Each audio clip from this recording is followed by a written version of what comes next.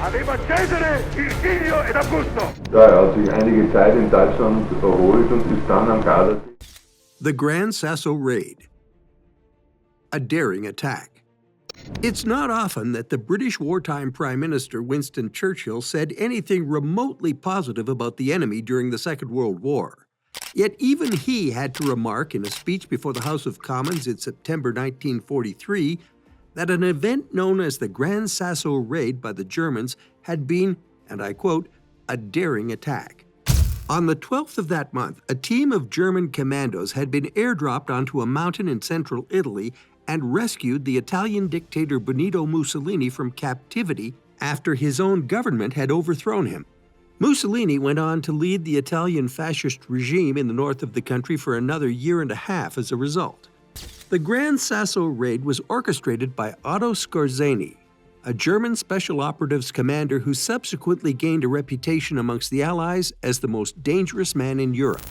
Here we look at what Skorzeny did that led Churchill to call his actions a daring attack. This is the story of the Gran Sasso Raid. The background: Mussolini's downfall. Before looking at Otto Skorzeny and the raid he led in September 1943, a little background context is necessary. Many people might think, what was Mussolini doing imprisoned by the Italians on a mountaintop in the first place? Wasn't he in charge of Italy?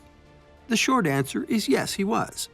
But Il Duce's time as head of the fascist government had come to an abrupt halt during a lengthy meeting of the Grand Council of Fascism in Rome on the night of 24th of July 1943, one which stretched on into the early hours of the 25th. 2 weeks earlier, the Americans, British, and other Western allies had launched an invasion of Sicily from North Africa.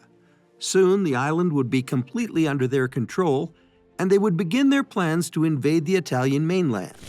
The fascist government turned on Mussolini as a result, and were determined to remove him from power and to negotiate with the Allies before utter ruin was brought on Italy.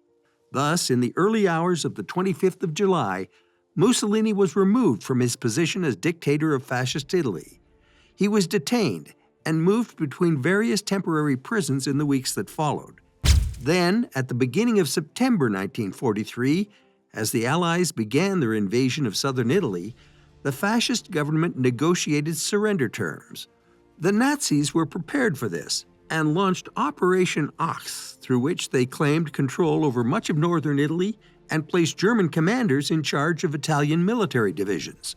The war would continue in Italy, but the Italian fascists had largely allied with the Americans and British, and henceforth they were fighting the Nazis in northern Italy.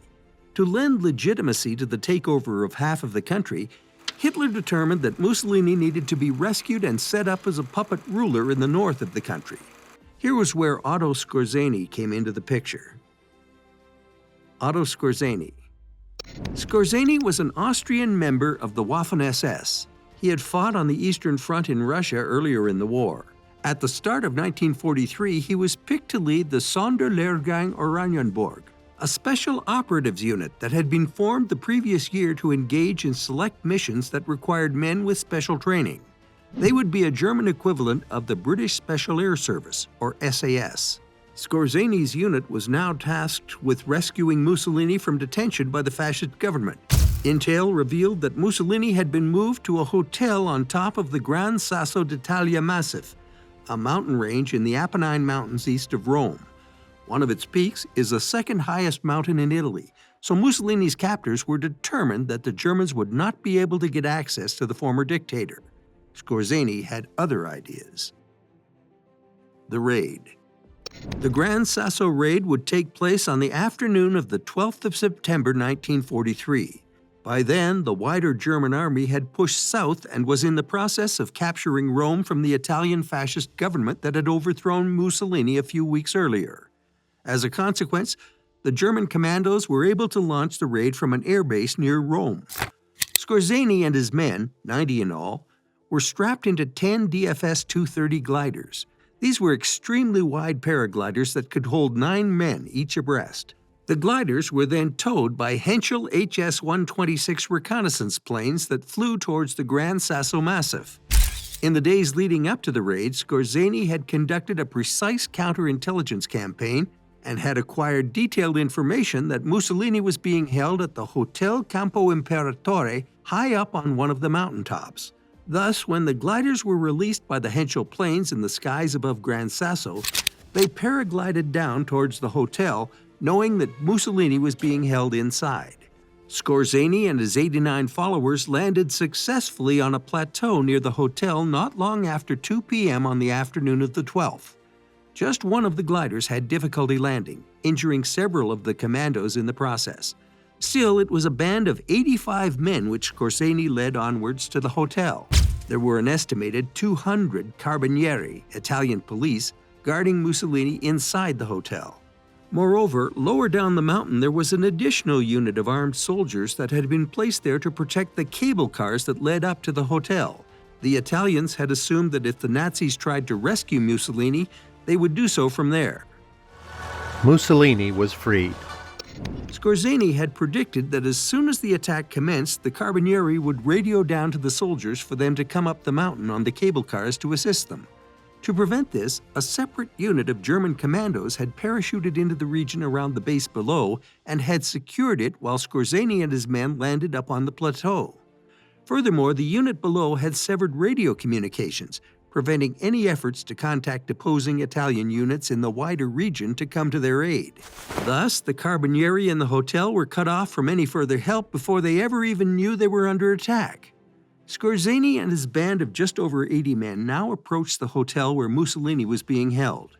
They were still outnumbered by slightly more than 2 to 1.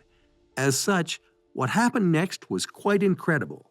As Skorzeny and his men burst into the hotel in a haze of gunfire, the Carabinieri simply surrendered. Skorzeny had brought an Italian general and veteran of the campaign in North Africa, Fernando Soletti, with him on the mission. Soletti convinced his fellow Italians to surrender, in part because the Carabinieri did not know how many men they were up against and believed that Skorzeny and his German division must have been considerably larger than they were. Hence it was that at 2:15 p.m., Otto Skorzeny and his men reached the room where Mussolini was being detained and informed him that he was being rescued. Flying out. What followed in the hour after Mussolini was rescued added insult to injury for the Italians and the Allies in the days that followed. Not only was Mussolini to be rescued, the Nazis had decided they wanted to maximize the propaganda value of the mission. A German plane now landed on the plateau to fly out the former Italian dictator. Skorzeny's men had brought video equipment with them and began recording and photographing the scene as Il Duce was led out and boarded the small plane sent in to fly him out. The deflated Mussolini was carted off to Germany by plane following his rescue by Nazi paratroopers.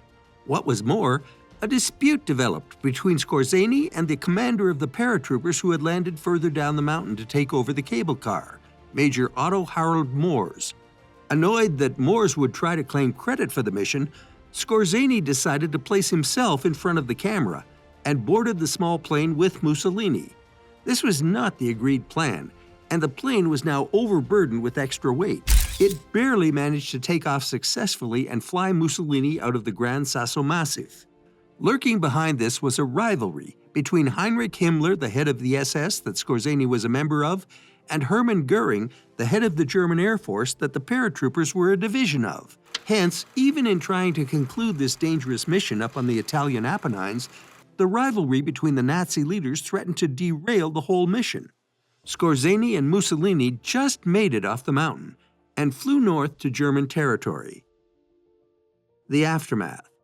The Gran Sasso Raid ensured that Mussolini remained as the head of an Italian fascist government for the remainder of the Second World War.